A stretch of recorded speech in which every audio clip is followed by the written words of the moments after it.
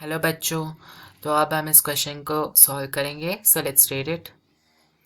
Nucleosomes is the repeating unit of dash in the nucleus.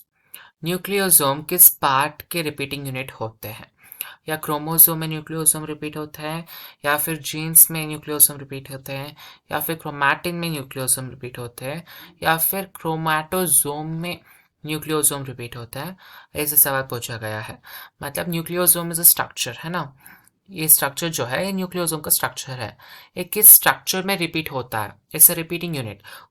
ये जो nucleosome repeat होता है, इससे ही वो स्ट्रक्चर बनता है। ऐसा स्ट्रक्चर कौन सा है न्यूक्लियस में, ये आपसे पूछा गया है। ओके, सो पहले will write the key concept for this question. Okay, so key concept क्या है क्वेश्चन का? क्वेश्चन का key concept is very simple. It is packaging of DNA helix. DNA helix का पैकेजिंग के ऊपर ये सवाल बेस्ड है। Packaging of DNA helix, it is a sub concept, sub heading जो आपके molecular basis of inheritance chapter में दिया जाता है। या सो ऑन राइटिंग, आप सबको पता होगा कि डीएनए एक डबल हेलिक्स है ना। डीएनए कुछ ऐसा दिखता है, double helix. Okay, so double helix DNA is wrapped around. Double helix DNA का कुछ कैरेक्टर्स लिखता हूँ पहले, उसके बाद सो हिस्टोन के बारे में भी बात करेंगे। सो डीएनए कैसा है? पहला कैरेक्टर डीएनए का क्या है कि वो एसिडिक है ना। डीएनए कैसा है? एसिडिक है। दूसरा कैरेक्टर कौन सा है कि वो नेगेटिवली चार्ज्ड है ना। So DNA is negatively charge, ये भी एक कैरेक्टर है डीएनए का। जो जब जेल इलेक्ट्रोफोरेसिस करते हैं, आप बायोटेक्नोलॉजी में पढ़ोगे उसको। जेल इलेक्ट्रोफोरेसिस में DNA goes towards a positive electrode, क्योंकि वो नेगेटिवली चार्ज्ड है ना। So it moves towards a positive electrode, ऐसा होता है। सो डीएनए खुद से नेगेटिवली चार्ज्ड है। ओके, सो अब डीएनए के बारे में बात हो गया, हिस्टोन प्रोटीन के बारे में भी बात करेंगे। ओके, हिस्टोन क्या होता है? हिस्टोन एक प्रोटीन्स है। हिस्टोन क्या है? प्रोटीन्स है।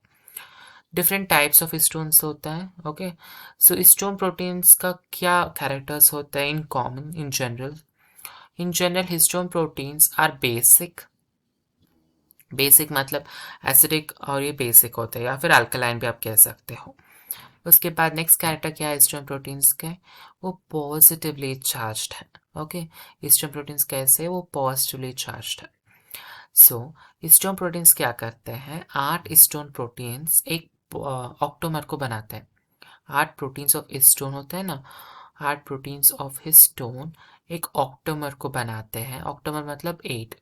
सो ऑक्टोमर मतलब 8 will be that 1 2 3 4 5 6 7 and 8। Okay, 8 हो गए।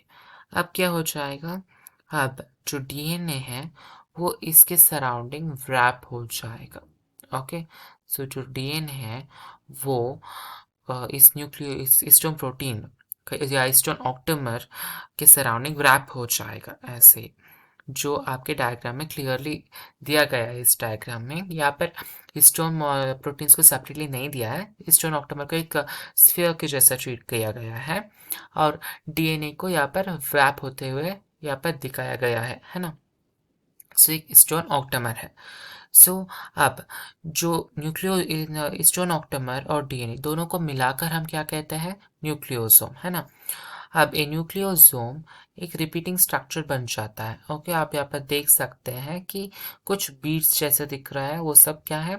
वो सब है न्यूक्लियोसोम। ओके, सो मैं कुछ लाइटर कलर से करता हूँ उसको। ओके, सो ये सब क्या है? ये सब न्यूक्लियोसोम्स है। ओके, ये सब क्या है? न्यूक्लियोसोम्स।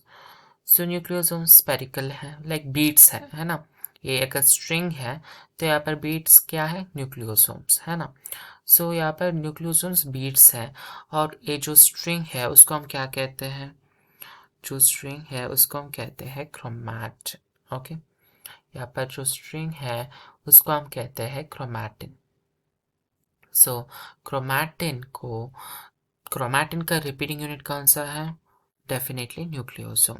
सो मैं क्या स्टेटमेंट लिख सकता हूँ यहाँ पर? यहाँ पर मैं एक स्टेटमेंट लिख सकता हूँ कि chromatin is made up of chromatin is made up of repeating units of nucleosome. repeating units of nucleosome से ही chromatin बनता है ना? repeating units of nucleosome, इसको repeating units of nucleosome को ही हम chromatin कहते हैं. ओके, सो हमारा आंसर क्या हो जाएगा? Definitely chromatin. सो न्यूक्लियोसोम किस पार्ट का रिपीटिंग यूनिट का बनता है? क्रोमैटिन का रिपीटिंग यूनिट बनता है nucleosome. Okay, so that is your answer. Chromatin का रिपीटिंग यूनिट है nucleosome. So hope you have understood it. Best of luck. Thank you.